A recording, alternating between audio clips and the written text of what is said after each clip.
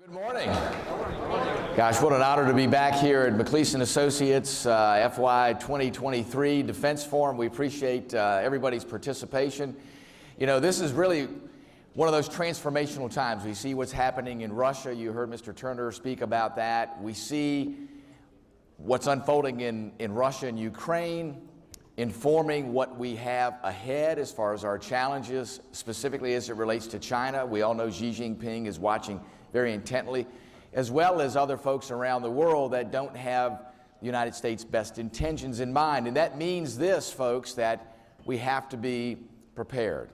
And we know that the situation there in Europe is one thing, but the other situation that we face, I believe the bigger situation, is what we face in the Indo-Pacific.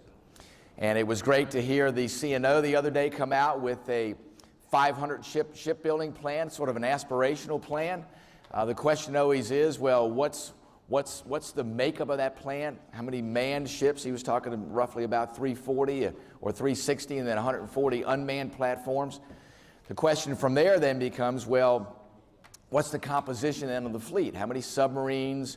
You know, what are we going to do with the next generation of submarines? How do you integrate unmanned platforms there? All those questions yet to be answered, ones that Congress is going to play a very significant role in answering what the composition of the fleet is going to be. How do we make sure that we modernize? We know that we have significant advantages under the sea. I think the submarine programs are incredibly important. I think we need to get to producing 3 attack submarines per year. I think it's incredibly important also that we continue on the track of success with Columbia. Columbia had some hiccups early on, but to the Navy's credit, to the shipbuilders' credit, both HII and Electric Boat, we're on track. That will be the most complex ship ever built. It's incredibly important for a nuclear triad. Those things, I think, are what we need to focus on. I also look at what we need in other parts of the fleet. If you look at the Future Defense Plan for 2030 that the Commandant put out recently, I think that truly informs what the Marine Corps needs to have, and they need a very robust complement of amphibious ships, not just connectors, not just light amphibious warfare vessels, but also the larger vessels, the large deck amphibs, the LPDs. All those things I think are incredibly important to make sure we have what we need, because the Navy Marine Corps team is going to be at the tip of the spear, and having the right complement of ships there that coincide with what the needs of the nation are, not just today, but where we need to be 10 years, 15, 20 years from now, I think is incredibly important. And if we aren't careful, sometimes you can get bogged down in what you think the needs are today instead of trying to be forward-looking. And I want to make sure that we're forward-looking in what happens, and especially as we integrate unmanned systems. Listen, unmanned systems are going to be an incredibly important part of the force going forward. The key is, though, how do we make sure we get it right? How do we make sure we exercise what works best in the fleet early on and not be afraid to fail? You know, put some of those platforms out there. Let's not do massive building of those platforms and then say, gosh, we got it wrong. We're going to tie a bunch of these other ones up. Now we got to start again and manufacture a bunch of others. Let's do some things simultaneously to figure out what's the right complement of unmanned in this future fleet. Let's make sure that we have the components necessary to have forcible entry opportunities and capability within the Marine Corps. You look at, I believe, the overall strategy, and 2 things stick out to me that really need to be addressed. Last year's 30-year shipbuilding plan was not a 30-year shipbuilding plan. It was really a short-term look, I would argue maybe just a year or 2 into the future, and lacked detail from there. We're looking forward to get another 30-year shipbuilding plan this year. I hope it's not a plan that comes out and says, well, here are the range of ships that we need, you know, those fill-in-the-box checks that sometimes we get as members of Congress, and the point is for us to fill those boxes in is not the way this should go. It shouldn't be a range of ships. It should be, these are the number of ships that we need. This is what the plan is. Be as definitive as possible. That's, I think, is incredibly important. The National Defense Strategy, too, needs to have the right amount of detail so that Congress can look at it, critique it, but then use that as the basis going forward to make sure that we make the right decisions in this upcoming NDAA.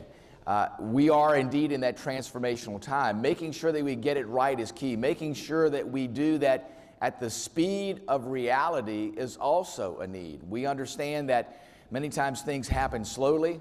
What we have to be able to do too is make sure that not just the United States, but our allies are part of that. And I think it's incredibly important to make sure that our allies are understanding what we're doing and the things that they're doing coincide with the things that we do. You know, I'm excited about the AUKUS agreement. I'm excited about that opportunity. The AUKUS agreement, as it relates to building ships or building submarines, is great, but the more important part of that AUKUS agreement is what we do with all the other areas, with what we do in cyber, with what we do in design, with what we do in the operational level, because those things, I believe, are incredibly important for this nation going forward if we're going to make sure that we have the right deterrent effect on China. Because make no mistake about it, folks, we will not be able to do it all by ourselves. Those forces out there are such that we have to have very strong relationships with others, and they have to be not only economic relationships, but they have to be strategic relationships. And we have to be able to exercise those in an operational way. It's great to have a written agreement and said, oh, by the way, if something goes on, we're gonna jointly operate with another force. But unless we exercise that, we will not have the capability to be a credible threat to our adversaries. And I want to make sure, too, that as we exercise that and we formalize those agreements, too, that we do it in a way that creates proficiency in the force, but doesn't disclose all of the aspects of what makes our force the best on the face of the earth, and that is how we operate. And I was very encouraged this year as the Navy is beginning down the path of large-scale joint exercises to do a combined live and virtual exercise.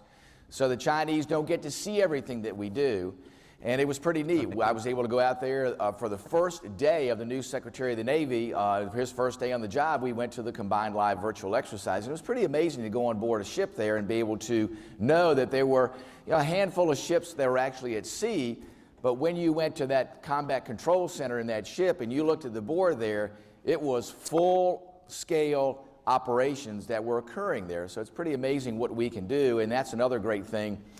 That's another thing that we can do to further complicate the risk calculus for our adversaries. I argue this, the things that we need to do and need to be most important is we need to make sure that we increase the complexity of the risk calculus for our adversaries, specifically China, and raise the level of uncertainty. Chinese hate uncertainty. If you look at the things that really have boggled them, look at the response that they put out after the AUKUS agreement was put out there. They do not like those sorts of things. Anytime that we do things jointly with others, they don't like that because they know the power of what we can do. So I think those are the challenges that we have in front of us. I am confident that we can meet those challenges. You know, I hate to see what's going on in Ukraine for the Ukrainian people, for what happens there in Europe, but I do believe it's been a centering moment for lots of folks across this nation to say that this sort of conflict is a reality. It's something that we have to deal with, and there's no good news from this, but there is a side of this that at least puts everybody in a very focused position to say these are the things that we have to do, and if we're not careful, we can see that unfolding in other areas of the world, specifically as it relates to China and Taiwan. So, folks, with that, let me open it up for your questions, thoughts, ideas, and concerns, and I'll do my best to answer your questions.